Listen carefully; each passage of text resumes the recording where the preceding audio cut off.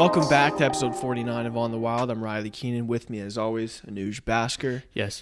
We're going to do our Spider-Man review today with spoilers, so just a little heads up if you haven't seen the movie already, which, by the way, if you haven't, go see it. It's been almost 2 weeks. It's been 2 weeks at the time this will come out, but before that, we want to talk a little bit about John Madden. Yeah. He recently passed away on Tuesday. A couple days after they aired a documentary about him on Fox called Madden. Crazy timing. Yeah, it's crazy how that all kind of happened. But we want to talk a little bit about John Madden, just about what he like kind of means to us, because it's crazy that he means different things to different generations of people. Yeah. If you look at people who are around his age and like a little bit younger, he was the head coach of the Oakland Raiders. One of the greatest coaches to ever see over the game. He has the highest win percentage of any coach who has over 100 wins. People who are a little bit older than us know him as the commentator with Pat Summerall and, working for every single company. And there's people our age who like know him for the video game. Which is crazy that he's done so much for football in general. When he passed away, I remember we were driving around looking at Christmas lights, and I got the update on Bleacher Report, and I said, "Oh my God, like John Madden died, Dad." And he was like, his immediate thought was like, "Oh, what a legendary coach." And my immediate thought was, "Man, I remember he used to be the cover of Madden like, before the players were even on it." Yeah. Like before I even really knew who he was, I knew that Madden meant the video game. Yeah, exactly. When you don't say NFL video game, you say Madden. Like, and people know exactly what you mean by that. Exactly. It's crazy how many levels of generations he's reached and will like, continue to reach. To really think about it, majority of my learning of football came through Madden. Yeah. Like obviously the basics come from like watching the game, but like knowing like pass concepts, coverages, like obviously it's not as complex as it is in real life, but all that came from Madden. Literally 100%. One of our friends now is trying to get into football, and he said, "What are the best ways to do it?" Like it's Madden. It's Madden or like fantasy football, but Madden's definitely the best. It's how I learned too. Like I didn't know what nickel coverages or dime coverages were until and then you see like the little thing in the top right corner. Like the game completely helps you understand the overall game of football, and then you get to know the players way better and the commentary. Madden simplified the game through like the video game, and also when he was a commentator, he would just simplify everything for the casual fan to understand, which creates more fans of the game. He's incredible on so many levels. I mean, if you really think about it, he's probably the most influential person to the NFL in the history of the league. Because he's done so much, and it's crazy because he didn't even play. Yeah, he did everything else. It's honestly an incredible achievement. Yeah. Like it's so sad to see him go. I mean, 85 years old. Just what a legend. Yeah. Thank you for everything you've done, John Madden. Yeah, honestly, hey, I wouldn't be here, football fan, if it wasn't for him. Honestly, I mean, probably. Yeah. Wasn't it his idea too to have a cover athlete?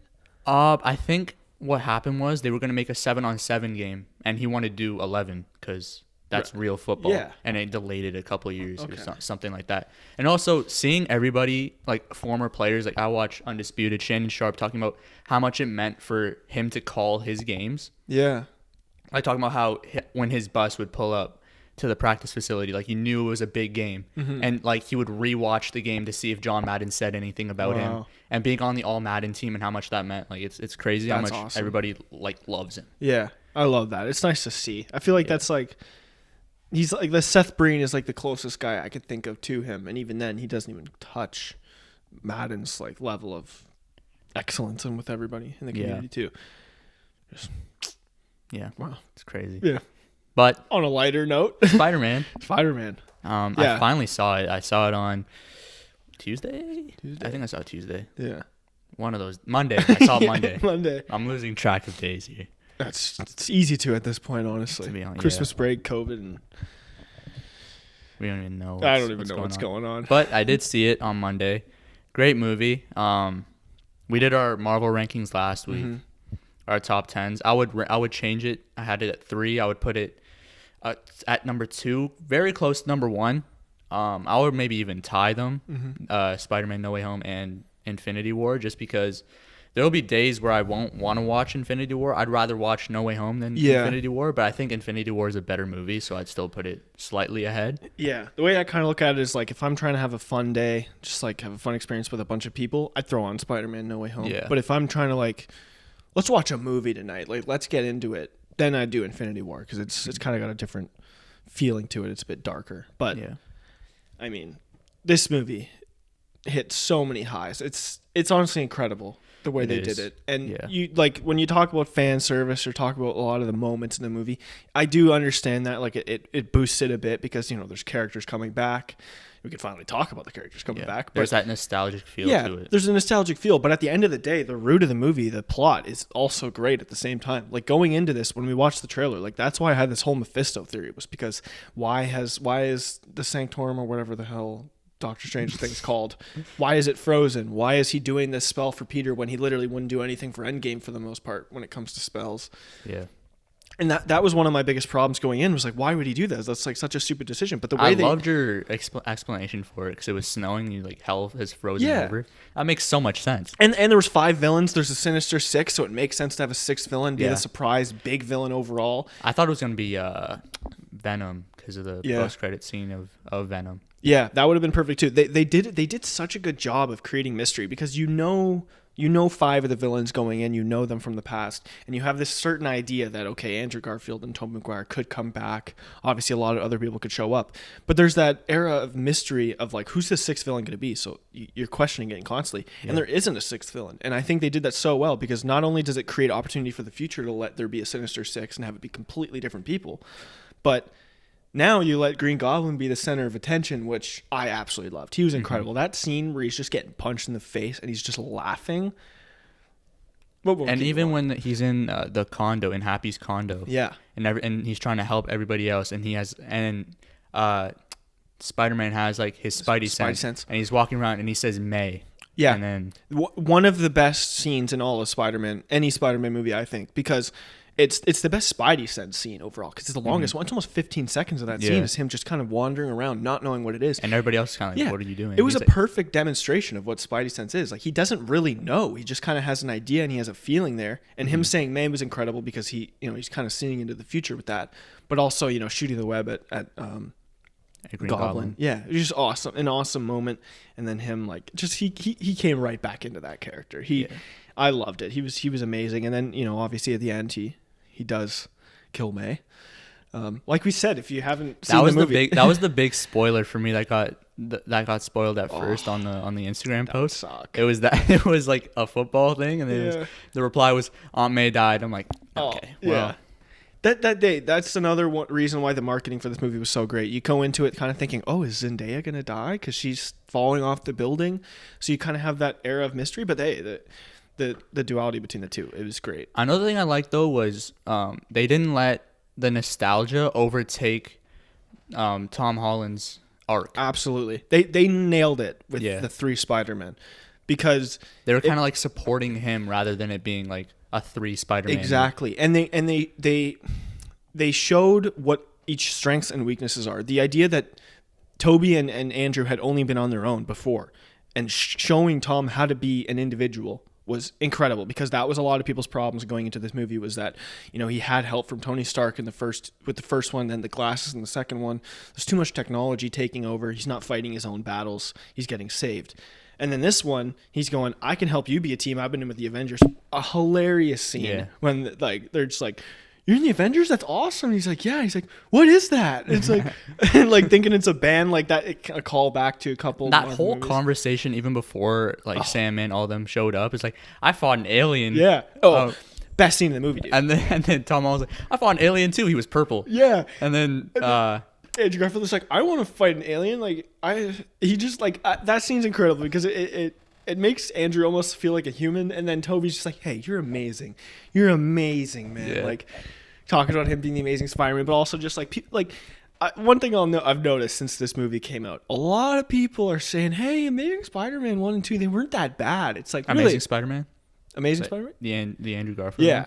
I've never been a fan of them. I honestly liked them. The first one I liked a lot when it came out. The second one, there was moments I liked. The writing was pretty bad, but for the most part, like the moments were pretty great. He was really good in this movie. So if they were to make another one, I would probably watch it, but I would still say I don't really like those movies. I'm not going to go back and be like, I like them just because he was in this movie. Yeah, which is what a lot of people have done. It's kind of like, really? You're kind of hopping on the bandwagon a bit. But I think which is obviously like one of the things I was saying to you is that this movie created so much opportunity, and that's one of the reasons why I think it's so great. It's because as its own movie, it's phenomenal. As it's a movie backing up after the first two, it's phenomenal. But also setting up the next, I think it's confirmed 3. I think they're doing a new trilogy.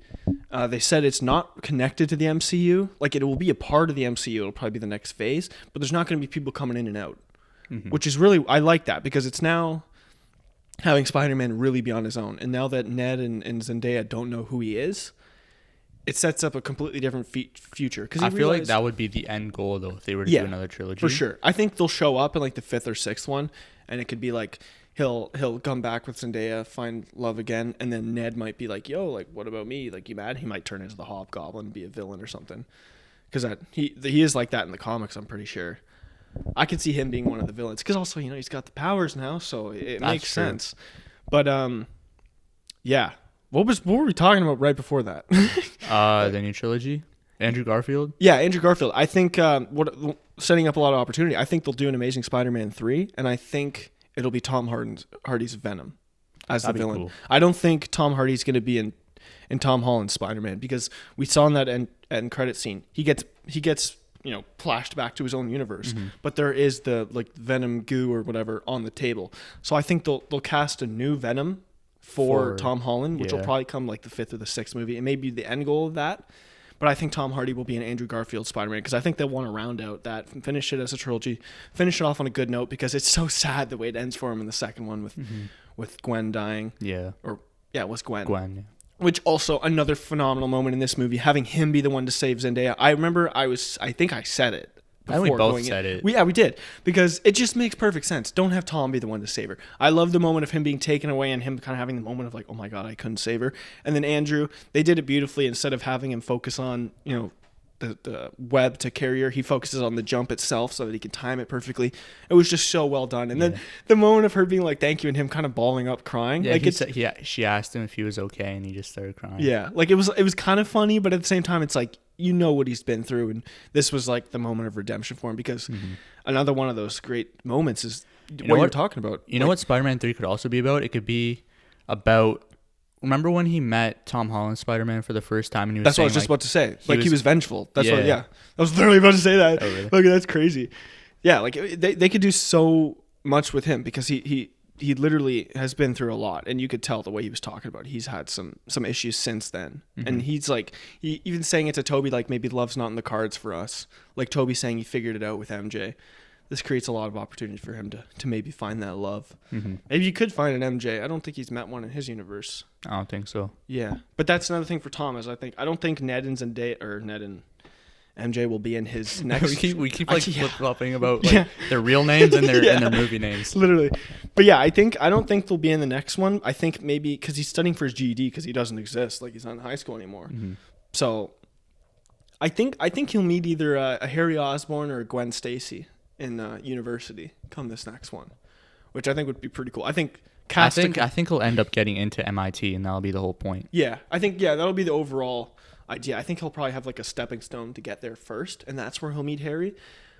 You can have Norman Osborn, don't have it be Willem Dafoe, and don't have him be the Green Goblin. Don't do that again. He's had that. Have Harry just be his friend, because that was a mistake in the Amazing Spider-Man. Like, he just came out of nowhere. Maybe he meets another Norman Osborn and gets all sus. Yeah, but I think there's nothing. Exactly. That's exactly what I think they should do, is have him be friends with Harry, have a Norman Osborn where it's like, hey, like, I've met you before in another universe, and you were kind of whack, dude. Like, have him like not turn bad. Be open about it. Yeah, have Tom like keep him from being a villain, and have Harry be his friend. You can have Gwen Stacy even Gwen Stacy could be a love interest, and then when Zaya come back in, it's like he has to make a decision. Like, I'm in love with you right now, but I was in love with you before. What do I do? Like, there's so much they can do with it. There's a lot of stuff that you can do. Yeah, and we both talked about how are they gonna bring him back to people understanding who he is. I think it's got to be through Happy. It has to be. Yeah, because like he sees him at the funeral, and he introduces himself. He says he knows him through Spider-Man, and also like they bring up Tony Stark, like him like losing a friend before. I think it's got to be through that photo that Tom took with Tony, and like it's probably like he'll in his house, because he looked at it in Endgame when he was washing the dishes. Yeah, and he was the reason. Spider-Man was the reason Tony came back. Yeah, like it's pretty. There's levels to it. It's kind of sad, but But yeah, I think he'll like look at that photo sometime and he'll probably think he's like, oh, he got a scholarship for school or something. And then he'll flip it around and see Peter Parker. Exactly. And then he'll remember and he'll be like, wow, he knew May, he knows Spider-Man, he knew Tony. And then he'll like connect the dots. But also, I'm thinking that with Tyson Fury being out of world, where was he? And also remember when, like they always called him the Kid. Mm-hmm. So maybe he can think back to that. Because they didn't call him Peter Parker. Exactly. They called him the Kid. The Kid. So maybe he can think back, oh, the Kid. Yeah. There's a lot of cool ways they can do it. Like Tyson Fury, I think, is another one. I don't think Tyson that spell... Fury? Nick Fury. Oh my gosh. I think that spell is only for the world, as in Earth, and universes within that. I don't think it's the entire universe itself. Well, he said anybody who knew I was Spider-Man, but Nick Fury wasn't Nick Fury in Far From Home. It was a squirrel. I was about to say a squirrel. Yeah, I was like, what? A squirrel? What are they called? The green dudes in Captain Marvel. I need to see Captain Marvel again. Yeah. Oh, Skrulls. Yeah, Skrulls or something like that. Something like that. But yeah, apparently Nick Fury was whatever it's called in Far From Home. It wasn't actually Nick Fury. Yeah. So he doesn't actually know Peter Parker is Spider-Man. Nick Fury doesn't know that. That's true. So yeah, that'd be pretty cool. I feel like there could also be like people that aren't on Earth. So like Captain Marvel, she's not on Earth. She could maybe still know because, and also Doctor Strange. I feel like he still knows. Thor, the Guardians of the Galaxy. I feel like Doctor Strange still knows he's Spider-Man, though, because he casted the spell, and I think he included himself to know. Thor has never met Spider-Man, if you really think about it. They fought together. They fought together, but they didn't know who they I'm sure they met. I mean, on screen, they haven't met, I guess. I'm sure they met behind the scenes. Probably. Like, you fought Thanos together, killed him, and then they went to the funeral, too. Like, they definitely met. That's true. And he didn't have his mask on at the time. But yeah, I think Nick Fury could be the one to do it. Also Captain Marvel. But someone's going to figure it out and he'll be able to come back. It would also be cool if like in Avengers 5, if it's like the 5th, like Tom's already done 4 and 5 Spider-Man. It'd be cool if like they're fighting someone and they're like, oh, we have no hope. And then Spider-Man comes, saves the day. And they're like, who the hell are you? Yeah. Or no, I guess, no, they would know he's Spider-Man though. They just wouldn't know he's Peter Parker. Mm-hmm. I don't know. There's a lot they can do. And that's what's so amazing about this movie. There's so much. And they're so much smarter than we are. And we've come up with all these ideas. Yeah. So there's so many things that you can do. Exactly. I'm just like the rifts in the sky, like showing people like those have got to be the next villains in line. Like they showed quite a few people that are all Spider-Man villains. So there's a lot going on. Yeah. Speaking of villains, within this movie, it was amazing to have the 5 guys back.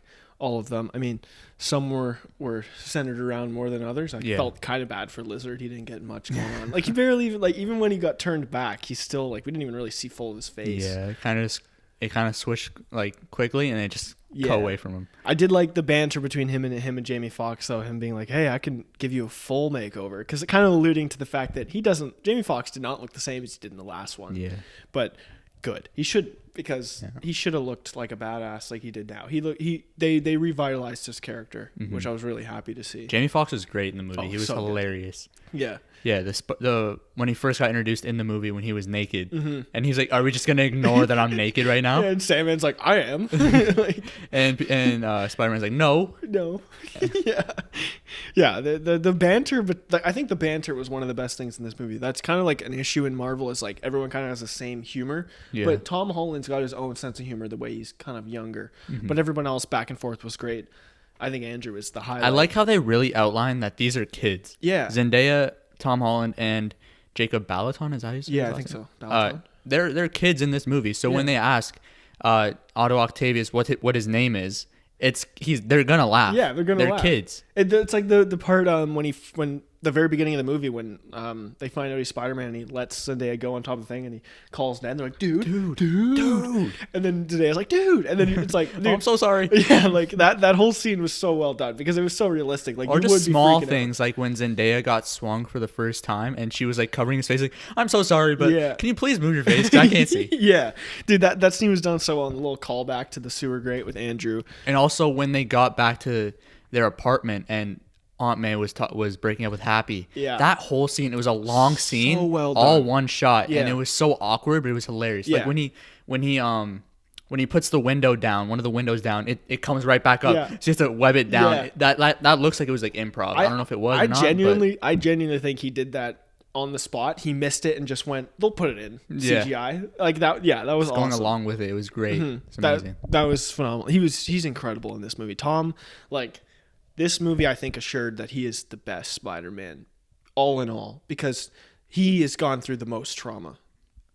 Like, full on now. No one knows who he is. He's lost his Aunt May. We're led to believe he's lost Uncle Ben as well, because that seems pretty powerful when Toby and Andrew are both. And I don't think he has his parents either. Yeah, he doesn't have his parents now. Like, his friends don't even know who he is. He's literally on his own, and he's still broke. Yeah, like it's tough. And whoever picked that hotel or the apartment out, whoever like what scouted that out and said this is the apartment, give that person a raise, because that apartment was so perfect for this movie. And now you're gonna get the guy who I can't remember his name, but basically the tenant who. In the Tobey Maguire movies, like, he's going to be... I don't know if it'll be him, but get someone like him to just be someone to kind of be... Someone who's hilarious. And hilarious, annoying, like almost like a drill sergeant kind of guy. Like, give me my rent, bud. Yeah. Like... So the J. Jonah Jameson. Yeah. I don't know the actor's name, but he's perfect. Yeah. That also, phenomenal job on them putting him in the movie. It doesn't really make sense for him to be in it, but... recasting it would be a missed opportunity. He's perfect for it, and no one cares. Yeah, like, and he had a different haircut, so technically it is a different version of him. So I guess, it makes sense. I liked him being like in his house with like a green screen, and then he slowly gets more money because he's got more to talk about with Spider-Man. It was really well done. And like I can't talk enough about those banner scenes, like Andrew cracking Toby's back, or the whole scene about the web shooters when he thinks they're making fun of him, and they're just like, no, like we're not trying to pry, like we just want to know. We're just curious because we can't do it, so we're just like, wondering. It's a hassle for us. Yeah. Like it's just awesome, the three of them talking about it. And when Ned goes to Tobey Maguire and he's like, "Did you have a best friend?"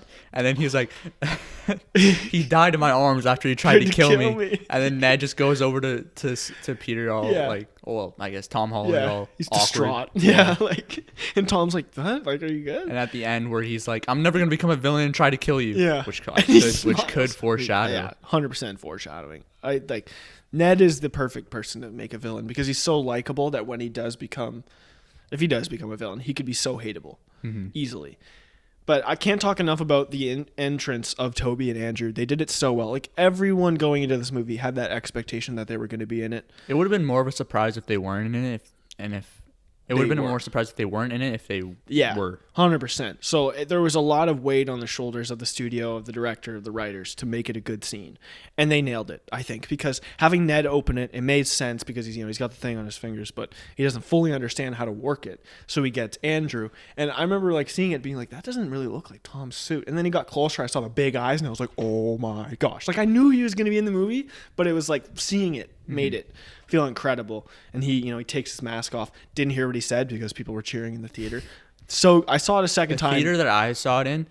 Another thing, turn your phones off, put them in your pocket. Oh my gosh. This one person beside me, well, it was a couple seats down, had his phone. He kept like just pressing the screen and just looking at the time. I'm like, dude, literally, who cares? Legit, yeah. So now I just see a light in my peripheral. Yeah, people will have their phones out like this, so you see a light. It's like turn your phone off or flip it upside down. Just put it in your pocket. Yeah, there's literally no reason to have your phone out. You can be excited when someone comes in the movie.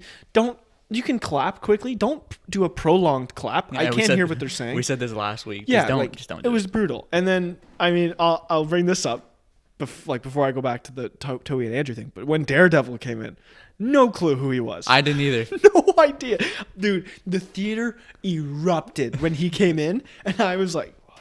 Am I supposed to know this guy?" And I was sitting with Sam, and he was like, "It's Daredevil." I was like, "Who?" He's like, "It's a Marvel TV show." I was like, "Oh, okay." So he's like, he's a lawyer. And then when he caught it, I was like, he's more than a lawyer. What the hell? That they did that scene really well for someone who has no idea who he is. The addition of showing his power was pretty cool. Now I'm interested in watching his show because that was a cool aspect to have him in there. But I was so confused when that was happening. But yeah, but the entrance of Andrew was amazing with Ned's grandma. Some people didn't like that scene, but I really liked her addition of it because that's exactly what would happen too. She'd be like you're up on the ceiling, could you grab those cobwebs? Like I would do the same thing. Like Ned talking about it, like Zendaya being kind of cautious. I did think it was, throwing the bread was funny. She's like, I thought you had a spidey sense. Like, not with bread. Like, what? But yeah, like I did think it was kind of stupid that she made him crawl more after he's literally sticking to the ceiling. It's like, what more do you need to see? But then when Toby comes in, he's not even wearing the Spider-Man fit. So like when they're in the lab, it's underneath. He's like, are you gonna go as like a 40-year-old Dad, pastor, pastor, or are you gonna get ready? And he's like, I got it. Yeah. That was a cool moment. I also liked when Andrew Garfield and Tobey Maguire saw each other. They immediately flipped at each other. That was cool because they had a sense of like, this guy's not normal. Mm-hmm. That was really cool. Also, like the meme of the three of them kind of pointing at each other. Yeah, when Ned was like, Peter. Yeah.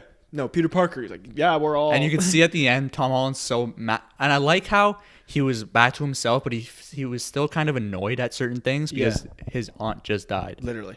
Like, you could see in his face, like Tom Holland was like, okay, what are you trying to do? Yeah. And like, even when the two are trying to help him, he's like, I understand you're trying to help me. This is great, but I'm not going to help you. Like, I'm done. Like, and he's still enraged because remember when him and Goblin were about to fight and he's like, I'm going to kill you. Yeah. Like, for myself. And how good was that fight? That, like, front flip power bomb was sick. And, like, yeah, he's just going at him, like, the knee to the head, like, and he picks it up. And it's like, that was a phenomenal moment because seeing Andrew Garfield and Tobey Maguire and even MJ and Ned just watching like, dude, like, what is happening? Right? And having Tobey save him was really nice. It was a great moment. And then he gets stabbed. Terrified everyone in the theater. Because what I mentioned last week, someone yelled something. 15 minutes, like 20 minutes before the movie ended, someone walked out and said, Tobey Maguire dies. And everyone was just terrified. Like, oh my God. And then when he got knifed, we were all like, oh my God, he does die. Doesn't die. Thank goodness. Well, I mean, he gets flipped back to wherever he was. I don't know. But thank goodness he didn't die. But I loved having him save him. And then, Andrew throws him the thing and he injects him with it. Lets him go back to himself. It was nice to see because Spider-Man doesn't kill people. But it showed that Tom was human in that moment where it's like, I'm vengeful. I want to get back at you. It was just a great overall scene. It was nice to see just a true gritty Spider-Man fight scene. Because all of them in that movie were pretty great. Like, and the scene where he's fighting. It shows that Tom Holland has range. Yeah, he can be the funny, like goofy Spider-Man, but he can also be this. Yeah, he nailed it. Like that scene in the rain where he's just crying. Like he's such a good actor, and this movie confirmed that. Like the first two, I was a little hesitant with him because it was a little childish. But I mean, it is high school, and he's He's not a young actor. Well, he's young, but not as young as people think he is. Mm-hmm. But I guess when he shot No Way or Homecoming, he would have been 18. I think he was like 19 or 20. But yeah, sure? he's still. It came out in 2017. But he's like 25 now. He's 25 now. So it came out 4 years ago. But when they recorded it, I guess he'd probably be 19 or something like that. Yeah, he's still pretty young. And Zendaya's very young too. They're all 25. Yeah, Zendaya's 25, and she even she's changed her voice for this role. And I didn't even realize that because the last thing I had seen from her was like Shake It Up. But it wasn't until I watched Dune that I was like, she's got a completely different voice in these Spider-Man movies. She's kind of like not necessarily lowered her tone or like raised it, but it's a little more youthful. I don't know how else to say it. She did a really good job. Like the acting is incredible in these movies. I don't know if I'd give it an Oscar. No. There's a lot of people. Well, I don't know. I don't really apparently keep up with cinema like that. Apparently Sony and Marvel are trying to push the campaign for it to be the Oscars. So you have to market it like a lot. I don't know. If Infinity War and Endgame and Dark Knight aren't nominated for an Oscar, I don't think you can give this one an Oscar either. Well, didn't Dark Knight win an Oscar? Or Heath Ledger won one? Heath Ledger won for Best Supporting Actor. Yeah. And I think they won for visual effects. Well, I wouldn't even consider Dark Knight really a superhero movie. No. Like it is a superhero movie, but it's not really. Dark Knight, if there was ever one that should have won an Oscar, it was The Dark Knight, and I think they recognize it now. Like when you look at the list of like movies that should have won the Oscar, that's like top 3 in every single list. That and like Brokeback Mountain in like 2005. But yeah, like the storytelling is great, but you can't give this you can't give an Oscar for screenwriting because like. It's a hell of a lot. Obviously, there's a lot of challenges that come with writing a superhero movie, but it's a hell of a lot easier to write a superhero movie than it is to write an independent film. And this movie is so based off one of the comics. I forget what it's called, like The Last Day or something like that. Yeah. Literally, what happens is instead of him going to he goes to Doctor Strange to make everybody not know he's Spider-Man, but instead he goes with a little girl, and that ends up being Mephisto. Yeah. Oh, wow. Yeah. So damn. And it ends up being like nobody knows who Peter Parker is. So it's literally a lot of what this movie was came from that specific comic. I forget what it's called. I think it's called Last Day. But yeah, it's a lot easier to write a movie like this than something new. Yeah. Like Dune.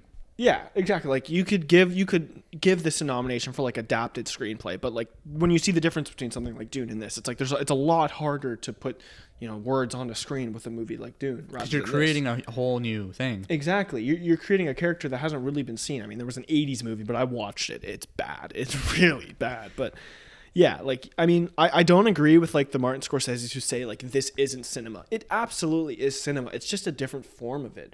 I genuinely think the Oscars needs to add an action category, or at least an action/comedy category, because yeah, movies like Step Brothers or Thor, they shouldn't win an Oscar for a drama or for Best Picture, but for an action and comedy, for what it is, it's phenomenal. There should be a category for that, and you should have nominations for that. Mm-hmm. But I do understand the idea of keeping it exclusive and keeping it formal. But at the end of the day, like, these are the movies that are blowing up. Yeah. I mean, just look at the top 3 highest opening weekends in history. It's Endgame, Star Wars, Force Awakens, and Spider-Man No Way Home. Yeah. It's pretty insane. And I feel like No Way Home would be number 1 if it wasn't if it wasn't COVID. Yeah. Yeah, for sure. This movie also gave me a lot of Endgame sort of vibes. Yeah. Where it's just kind of like everything just throwing it all at a... Yeah, just going for it. Yeah. And I love it because this literally was the end game of Spider-Man, because this next trilogy is going to be a lot smaller scale, getting back to just being Spider-Man in your town and being the friendly neighborhood Spider-Man, I guess. But this was the origin story for Spider-Man. I kind of this whole trilogy. Yeah, we alluded to it last week a bit, but we didn't really detail it much. We didn't see Uncle Ben die. We didn't see... he wasn't able to say with great power comes great responsibility. So it's nice to see... Aunt May did. Aunt May, yeah, that's why. Yeah, it's nice to see Aunt May say it. And she also said the exact line from the comics rather than the newer version of it. Yeah. At the moment, like, some people said it was cringy, but looking back on it and seeing the entire story play out, it was amazing to have her be the one to say it. Also, we didn't see him get bit by the spider. Yeah. So we didn't really get an origin movie. We got an origin trilogy. Exactly. Really like. This was him growing up to become Spider, because like you went from the start when you're watching Homecoming and you haven't see the other two, you're thinking, oh, he's jumping right into Spider-Man, kind of like Batman is now. Like, we're not going to see an origin story, we're just going to see him be Batman and be vengeful. But so you kind of see like, oh, we're missing out on the parts of him really becoming Spider-Man and knowing who he is. This whole trilogy was that, because now he has that learning experience of working in a team, understanding how to be himself. This was his whole story of becoming Spider-Man. And now he knows exactly who he is, what he has to do. And there's certain points in certain movies where you have those defining moments. Like in Homecoming, you have when he's underneath all the rubble and you have like that shot from the comics. And then in the next one, you have when Mysterio, I was about to say Mephisto, when Mysterio sent him off to the Netherlands and he gets back with Happy and he rebuilds his new suit. Yeah. And then in this movie, it's obviously and he is sacrificing everything. Yeah, he's sacrificing everything. He's showing that he's completely matured into realizing this is bigger than me. I have to give up myself to save everybody else, because he understands that Ned and MJ are not happier without him, but they are in a good place without him. They're okay without him because he's never been. I mean, if you really look at it, we talked about it before we even started recording. He's never been in any of his like important events. Yeah, he wasn't at Homecoming. He wasn't there in Washington. He wasn't really on. He wasn't on any on. Wow, he wasn't really on any other trips. Yeah. He wasn't really a part of the huge moments in their own lives. Yeah, so it's easy to cut him out, and that's why like this movie makes the other two so much better, because a lot of the things within those movies are explained. And another reason why I love this one is the technology aspect of it, the nanotech, like when he gives it to Doc Ock and he kind of uses it and shows like how smart Peter is, but it wasn't him, it was Stark. And I think that was something that connected with him and obviously the screenwriters and people at home. It was annoying to see him constantly be saved or have a lot of technology. And now he's going back to his roots, where at the end of this movie, you see his new suit. It's the original kind of light blue and red suit where it's got no technology. He's just going back to, I'm Spider-Man and I'm going to do this on my own. Yeah. I also loved Dr. Octavius's arc in this movie, starting off out as like kind of vengeful, and at the end of the movie helping them defeat Electro, and then seeing Tobey Maguire being like, oh, you're all grown up. Yeah, that hit. Yeah, they did a really good job, because I thought like he was going to be the main villain of the five because he's just so despicable, and I thought Goblin was going to be kind of turned good because he's such a lovable character, but they flipped it, and I think they meant to have us, and it made a lot more sense, because all you needed was the neurochip. Exactly. And I like the fact that they didn't really bring too much plot into the trailer. They miss They made us misunderstand things by the way they worded things. And some of the stuff that was said in the trailer wasn't even in the movie. And I like that because I don't want to know every little aspect of it. Like, we know Batman right now, like going into it, oh, he'll have this villain, he'll have this villain. We have no idea what the plot is, though. We have a little bit of ideas now because of the new trailer that just came out. Mm-hmm. Just sort of like about his family. But yeah, they really haven't revealed much. But it's going to make it more... Exactly. More anticipated. And I think that's something with trailers that I'm liking a lot more now. Tenet did it and Dune did it as well, where it's like, what is this movie about? We're just seeing a lot of cool stuff, but what's it about? Good, because there was a good amount of time where trailers were literally telling us everything in the movie, and it's like, what's the point? I just saw the movie. Yeah. But yeah, they're really nailing it right now. Mm-hmm. And I think cinema is in a really good place. Where, like, there's just so much coming out. And this year, Marvel had 4 movies come out this year. Eternals and Black Widow, not great, but Shang-Chi and I Spider-Man. still haven't seen that, but I have to see it. Unreal. Another thing about Tom Holland now is that I'm always going to look at him as Spider-Man. Because before the movie, I saw the trailer for Uncharted, his new movie with Mark Wahlberg that's coming out. Just even like the way he was talking and like some of the humor, I'm like, dude, that's literally Spider-Man. It's Spider-Man, yeah. I was in that book. I'm still in that place with Toby a bit, even though he's done like Brothers and Great Gatsby. Andrew, I've come out of it because of Hacksaw Ridge. He's got in Silence. Like, he's done a lot of great performances. Tom, I thought that way until I saw The Devil All the Time. If you haven't seen that movie, don't watch it with your parents. It's not inappropriate, but it's like, it's just like, what the heck? Robert Pattinson's in it. Tom Holland's in it. Sebastian Stan. Like, there's a lot of Marvel characters in it. Oh my goodness, Tom Holland is such a good actor. That was the movie that totally changed my mind for him. And now, like with this movie too, Spider-Man, he's perfect. He's the perfect Spider-Man, honestly. Right. Yeah. The only other person I could think of was Dylan O'Brien. Yeah. I think that's a good place to wrap up. Yeah. Thank you guys for watching. Thank you guys for listening. Make sure to like the video, subscribe to the channel if you haven't already. Comment down below, and we'll see y'all next week. Take it easy. Stay wild. Peace.